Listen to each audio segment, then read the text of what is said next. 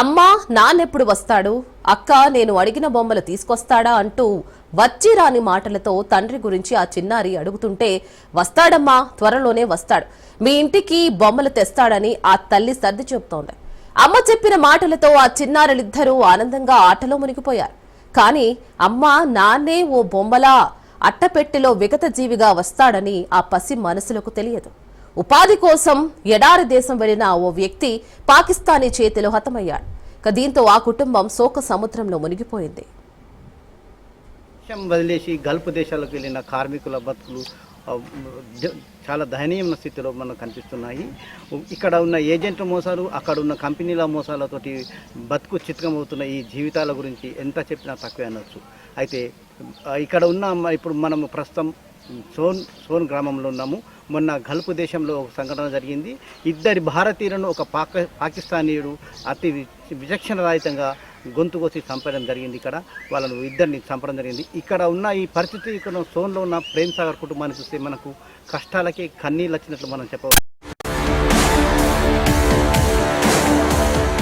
ఉపాధి కోసం తల్లిదండ్రులను, భార్యా పిల్లలను వదిలి గల్ఫ్ దేశాలకు వెళ్తున్న యువత బతుకులు ఛిద్రమవుతున్నాయి. ఏజెంట్ల మోసాలు ఒకవైపు, మరోవైపు పనికి సరిపడా వేతనం లేక వెట్టి చాకిరీ చేస్తూ జీవన పోరాటం చేస్తున్నారు. అంతేకాదు ఇతర దేశస్థుల దాడులు కొత్తగా మొదలయ్యాయి. ఈ దాడులతో కార్మికుల ప్రాణాలకు రక్షణ లేకుండా పోయింది. 10 రోజుల క్రితం దుబాయ్లో పాకిస్తాన్కు చెందిన ఓ వ్యక్తి ఇద్దరు తెలంగాణ యువకులపై దాడి చేసి హతమార్చాడు. ఉపాధి కోసం దేశం దాటి వెళ్లిన యువకులు శవాలుగా రావడంతో వారి కుటుంబ సభ్యులు కన్నీరు మున్నీరవుతున్నారు. నిర్మల్ జిల్లా సోన్ గ్రామానికి చెందిన ప్రేమ్ సాగర్ గత 6 సంవత్సరాల నుండి ఉపాధి నిమిత్తం గల్ఫ్ దేశాలకు వెళ్లి వస్తున్నాడు. దుబాయ్లోని ఒక బేకరీలో కార్మికుడిగా పనిచేస్తున్నాడు. ఈ నెల 11న తను విధుల్లో ఉండగా ఇదే బేకరీలో పనిచేస్తున్న పాకిస్తాన్కు చెందిన వ్యక్తి ప్రేమ్ సాగర్తో పాటు జగిత్యాల జిల్లాకు చెందిన శ్రీనివాస్పై విచక్షణారహితంగా దాడి చేశాడు. దీంతో ఇద్దరూ అక్కడికక్కడే మృతి చెందారు. మరో వ్యక్తి తీవ్రంగా గాయపడ్డాడు.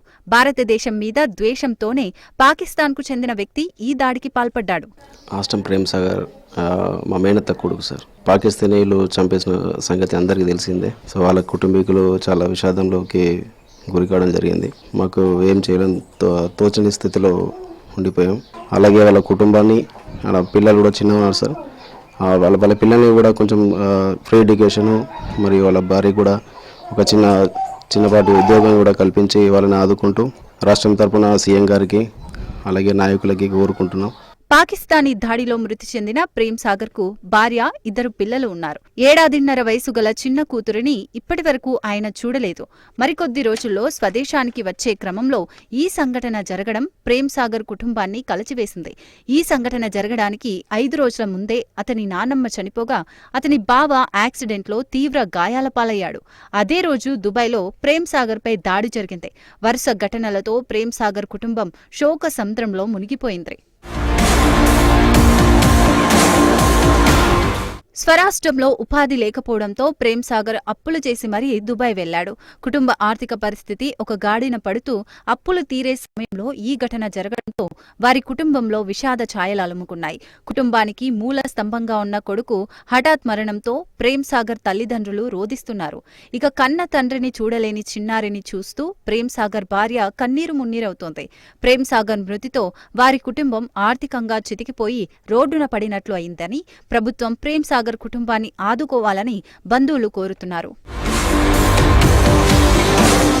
ప్రేమ్ సాగర్ కుటుంబం మానసికంగా కోలుకోలేని స్థితిలో ఉందని, దాడికి బాధ్యుడైన పాకిస్తాన్కు చెందిన వ్యక్తిని కఠినంగా శిక్షించాలని సోన్ గ్రామస్తులు డిమాండ్ చేస్తున్నారు.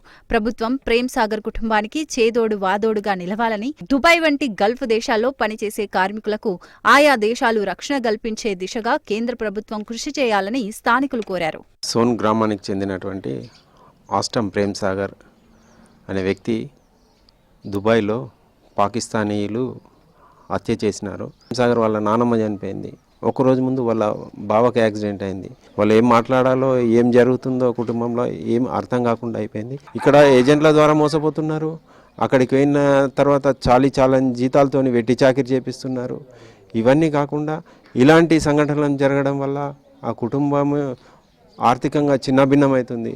అందుకే కేంద్ర ప్రభుత్వము ఈ వలస కార్మికులను గల్ఫ్ కార్మికులను దృష్టిలో ఉంచుకొని ఒక ఎన్ఆర్ఐ పాలసీ తీసుకొచ్చి వాళ్ళ కుటుంబానికి ఏదైనా తోడ్పాటు ఉండే విధంగా కేంద్ర ప్రభుత్వం కూడా చొరవ చూపాలని చెప్పేసి ఈ సందర్భంగా తెలియజేస్తున్నాము. పొట్ట చేత పట్టుకుని వలస వెళ్లే కార్మికుల రక్షణ కోసం ఇటు కేంద్ర ప్రభుత్వం, దుబాయ్ ప్రభుత్వం రక్షణ చర్యలు చేపట్టాల్సిన అవసరం ఎంతైనా ఉంది. చట్టాలను మరింత కఠినతరం చేస్తూ ఇలాంటి దాడులు మళ్లీ పునరావృతం కాకుండా చూడాల్సిన బాధ్యత దుబాయ్ పోలీసు వ్యవస్థపై ఉంది.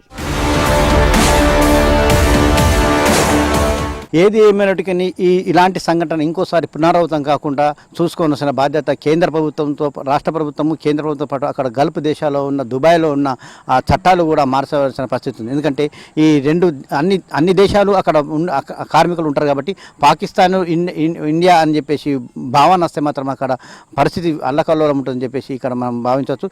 ఈ కేసును అంత ఈజీగా తీసుకోకుండా, సీరియస్గా తీసుకొని ఇంకోసారి జరగకుండా, పునరావృతం కాకుండా ఈ ప్రేమ్ సాగర్ కుటుంబాన్ని కాపాడాలని కోరుకుందాం. కెమెరామెన్తో సురేష్ శ్రీనివాస్, రాజ్ న్యూస్, సోన్ గ్రామం నుండి.